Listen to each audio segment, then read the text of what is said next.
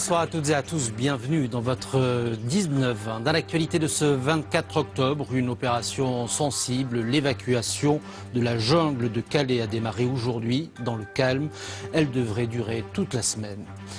Voilà pour les titres et tout d'abord donc le démantèlement du bidonville de Calais, la fameuse jungle depuis ce matin. 6 à 8 000 migrants à répartir sur tout le territoire, évacuation dans le calme. Des bus sont partis à destination de toutes les régions de France à l'exception de la Corse.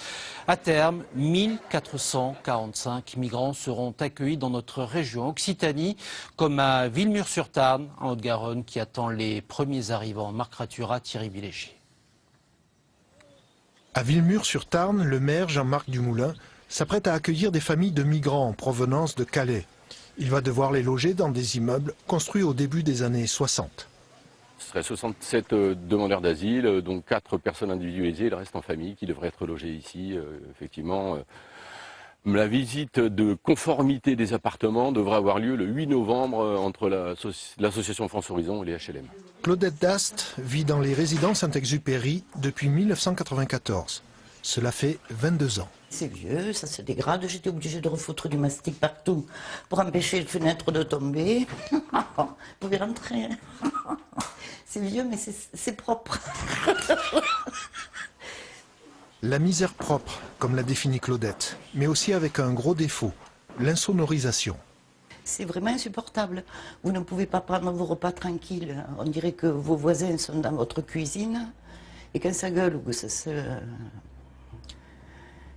que ça dégénère, c'est...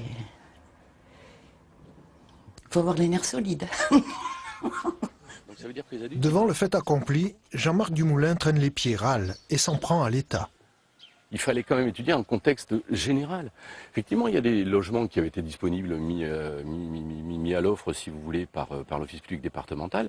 Mais on n'a pas regardé si les écoles étaient capacitaires, si les cantines sont capacitaires, si le périscolaire est capacitaire pour pouvoir accueillir des populations nouvelles qui vont être, si on veut les accueillir dans la dignité, qui vont être nécessairement accompagnées de manière forte.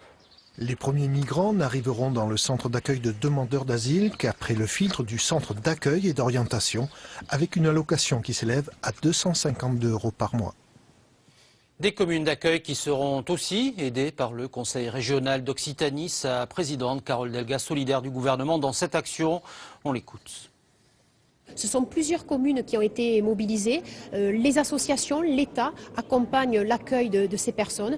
Et moi, je soutiens les maires qui, bien entendu, font preuve d'humanité, font preuve aussi de dignité. Et c'est pourquoi la région a mis en place un dispositif où, en plus des 1 000 € donnés par l'État pour chaque personne accueillie, la région elle met 1 000 € de plus. C'est-à-dire au total, c'est 2 000 € d'aide de l'État et de la région pour faire en sorte que ces personnes soient au mieux intégrées, apprennent le français et puissent en fait s'intégrer et puissent se restructurer et puissent retrouver leur dignité.